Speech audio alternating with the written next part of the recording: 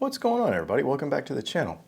So today, I thought we would do something kind of fun. So I have been obviously collecting fountain pens for a while, and I thought I would do kind of a top 5 of my favorites so far in 2024. Obviously, this could change next week, but after learning what I've learned over the last couple years of playing around with pens, I've never done this, like a kind of a top 5 thing. Obviously, I'm newer to the hobby than other people, and so I needed to gain some experience with various nib types and various styles of pens and stuff like that before I felt like I could even do this. So I'm going to show you, I'll just give you like a kind of a general overview. I don't have hundreds of pens or anything. They're all in here. I'll show you what they are. Just kind of give you a general run through of what I have so you kind of know what I'm referencing here and kind of where I'm coming from. And then I'll show you my top 5 favorites, and maybe I'll give you a couple of runner-ups as well. All right, so just a general run through of what I've got here. We've got some Monteverde, Narwhal, Edison, Diplomat. We've got some Sailors. We've got some Carolina Pen Company. We've got a few Mont Blancs. We've got some Twisbys. We've got some Kavecos. This is a Ferris wheel press. That's actually for sale. That's not mine. We've got 3 Franklin Christophs. We've got some Lammies up here, Benus. This is a Heinz Pen Company. These 2 are Gravitas, Opus, Peniter, and then a couple of Pilots and a couple of Big Eye Designs. And then these are my ballpoints and roller balls over here. So let's go ahead and just get right into my top 5. Let me give you a couple of runner-ups first that I was really struggling with as far as making this list. I'm going to give you 3 honorable mentions. This is my Lamy Safari in charcoal with a black medium nib. This was actually my first this is my first fountain pen actually. I think I had a Parker that I bought at Staples just to see if I liked it. I gave that to Brianna. But this was kind of my first real, you know what, I'm gonna go buy myself a cool fountain pen. And I still use this pen almost every day. I don't think it's inked up right now, but for the most part, this guy lives in my backpack because it's so durable. The nib is super good. These are very, very inexpensive, or not necessarily inexpensive, but a reasonable entry point to the fountain pen hobby. And I really love this pen. And I have a few Lamy Safaris, but the matte finish of the charcoal, I know the pen's sort of boring looking, but I love the matte finish. It just feels nice. If you don't have a fountain pen yet, you should just go get yourself one of these. I'll leave a link to it in the description. Oh, if you use any of the links in the description, you could actually use Dylan 10 at atlasstationers.com. I'll leave a link to it. Dylan 10 will get you 10% off of most things. Some brands it won't, but most things it will. I will say medium is my favorite Lamy Safari nib. I have a bunch of different nib sizes, and I like medium because it feels very smooth, but it's not laying down so much ink that it is, too thick for most papers and stuff. I really, really like this pen still. Honorable mention number 2 is a pen that I have not actually had very often, or for very long. This is a Kaweco AL Sport. This is currently inked up. I do use this pen often. This is a fine nib. In my pocket pens, I like to use fine nibs. The reason I like to use fine nibs in pocket pens is because they write on more papers. So if you're gonna put this pen in your pocket and use it on a daily basis, which is what this is kind of for, kind of just throw it around and not worry about it, and it's very small. Then if you use a fine nib, it'll write on more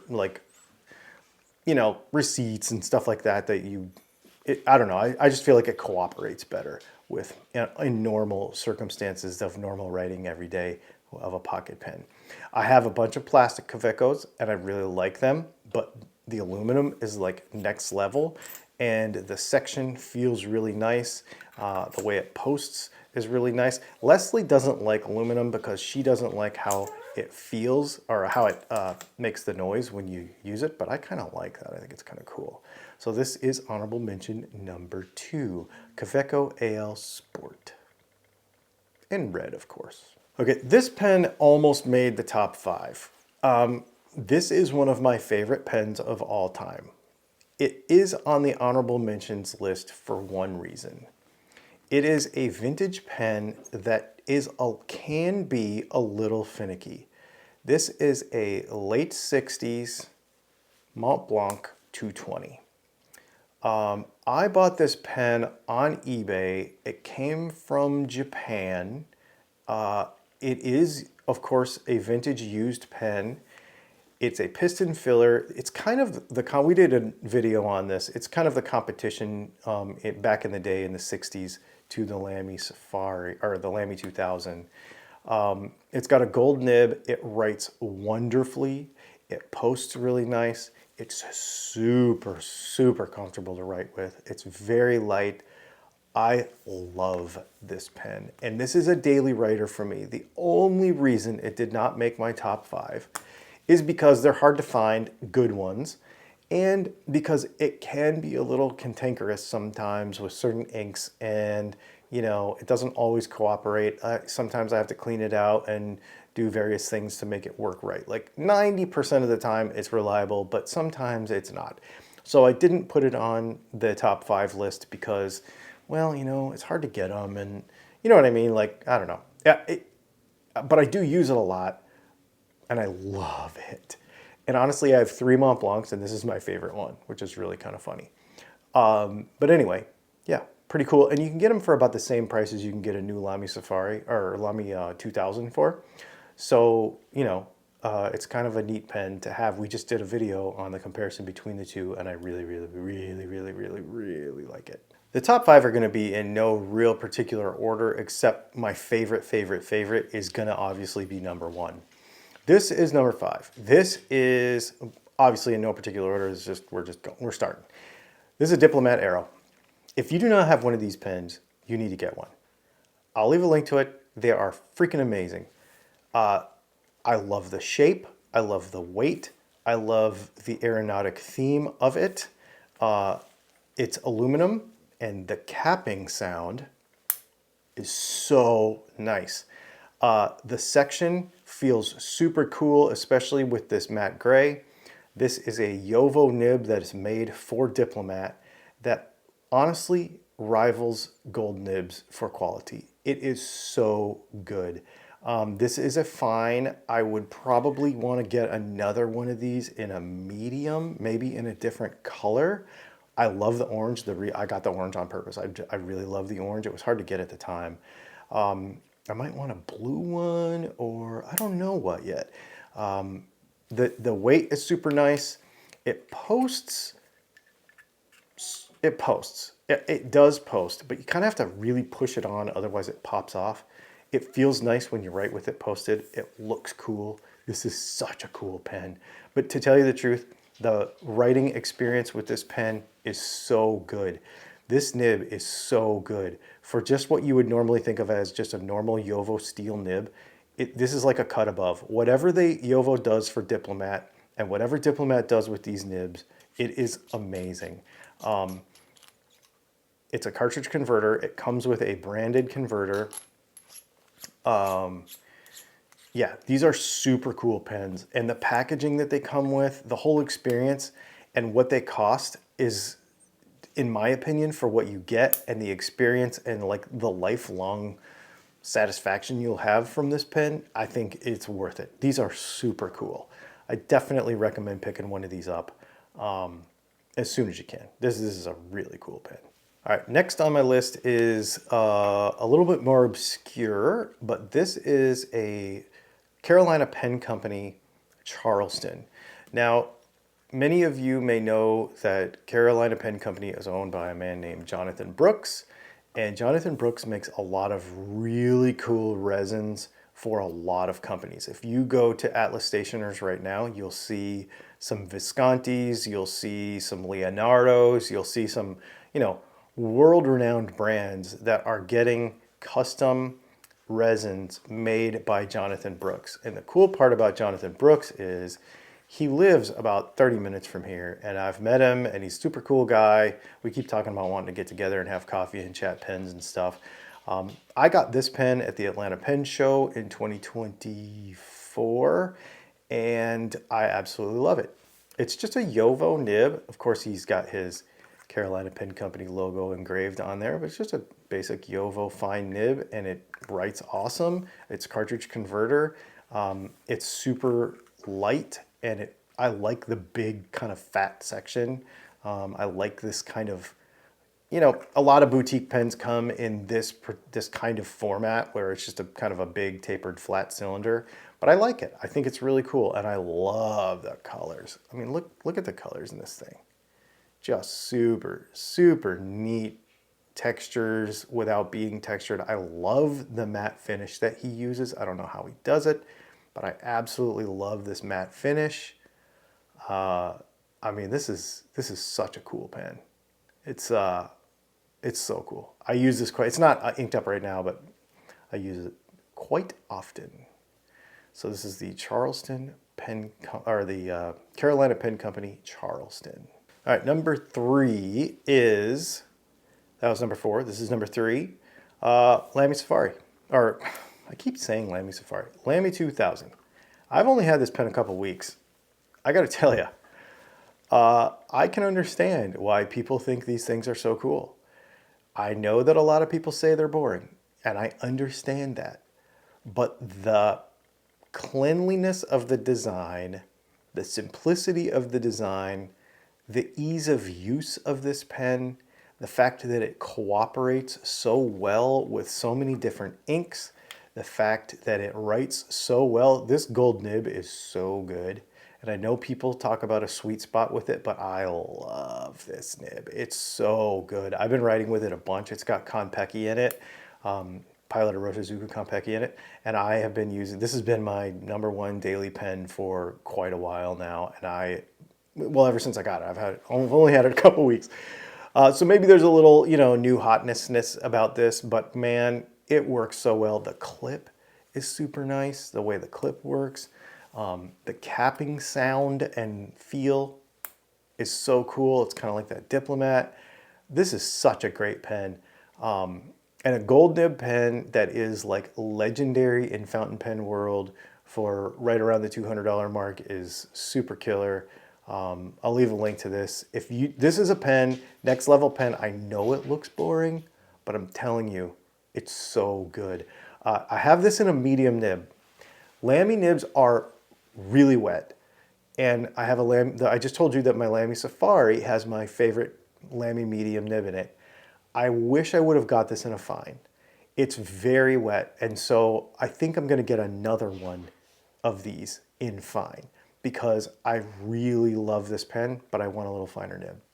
So yeah, this is a super cool pen, and this is something that I think every pen collector should have. Okay, so maybe I lied. Maybe my top 2 are actually top 2. This is my second favorite pen of all the pens that I own. This is a Sailor Pro Gear in Imperial Black. So this has a 21 karat gold, whatever they call their coating, I don't know what they call it, but it's black. It's that dark black coating. It is a matte black, so it's like super stealthy looking. Even the finial, the cap finial is black. This pen is freaking amazing. It's a 21 karat gold. Their Pro Gear nib with, this is a medium, but it's a Japanese medium, so it's a little finer. I actually have another one of these nibs on a 1911L that is a medium fine, and I really like that nib too, but this nib is super good. There is a certain feel and texture to a Sailor nib that no other pen has. It is velvety smooth, but not slick. And it's super unique to Sailor, and I really, really like it. And I love the weight, and I love the feel, and I love the size. And if you couldn't tell already, I like matte finishes. I like stuff that's black. This thing is amazing. I have a Sailor ink in it now. I think it's, this is Sailor Mano Souten, I think. It is absolutely, it's a blue with like a red sheen to it. I like blues with red sheens. It's kind of one of my favorite colors. Dude, this pen, you have to get one. Okay, so here's the thing. This is a special edition pen. These are not cheap. I got this one from Japan. You don't have to get the special edition one of these. Get the regular one. It's probably about $100 cheaper. Get the medium or medium fine nib. You don't have to get it in this black. But if you want to get one of these, get the Pro Gear or the 1911L, because it's the longer pen with the bigger nib. If you get the 1911S or the Pro Gear Slim, that pen is smaller and it has a different nib. This 21 karat nib is only available on the 1911L and the Pro Gear. So, and the 21 karat gold nib that's on the King of Pen is a different one. So yeah, get it on this particular model. You don't have to get this particular colorway because, like I said, it was a special edition. I got mine from Japan so I could get it cheaper. But I wanted this all black one. So just get a regular Pro Gear or 1911L. It'll be the same nib. It'll write the same. The 1911L's got pointy ends and I like square ends. So there you go. That is my number 2. Number 1, I'm going to sort of cheat and then I'm going to narrow it down. I have 3 Franklin Christophs. My first Franklin Christoph is this Model 31 with a fine sig nib. And I bought this pen at the Atlanta Pen Show and I fell in love immediately with the feel of the acrylic, as well as just the overall aesthetic and feel of Franklin Christoph sections, their nibs, everything. This is ground by Audrey Madison, and it is the Sig Fine, and I absolutely love this pen. This is one of their show patterns, you know, that you can get only at shows. And then not long after that, I ordered, well, I should say at that pen show, I bought a 46 for a friend and as a gift. And I saw hers and I was like, I have to have one of those. But I also wanted a 45. So I think I ordered, I don't remember how many pens I ordered, but this is a Model 45. So this is a number 5 nib. This is a small kind of pocket pen. This always is inked up. I use it a lot. Okay, so that's that. And then we're going to talk about, so I wanted to mention this whole brand because it's like they don't miss. I love the overall aesthetic. I love the feel. I love how they write. I love everything about this brand. All of it. All of it. I would buy every pen they make. I am a Franklin Christoph fanboy for sure. Absolutely. Brianna has a 46.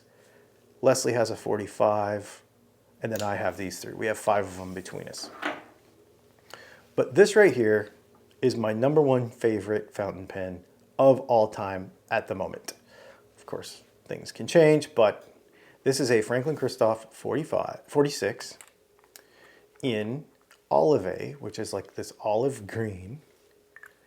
It posts. It feels amazing. The cap doesn't weight it at all. It's super light. It's got a Jowo Franklin Christoph medium sig nib. So sig stands for stub italic gradient. So it's like between a medium nib, a stub nib, and an italic nib. So it gives you squared off edges to your letters. It's super comfortable and super smooth to write with. It is steel, I don't care. This is eye dropped. I always eye drop this pen. It has a Waringal Hound of the Baskervilles red in it right now.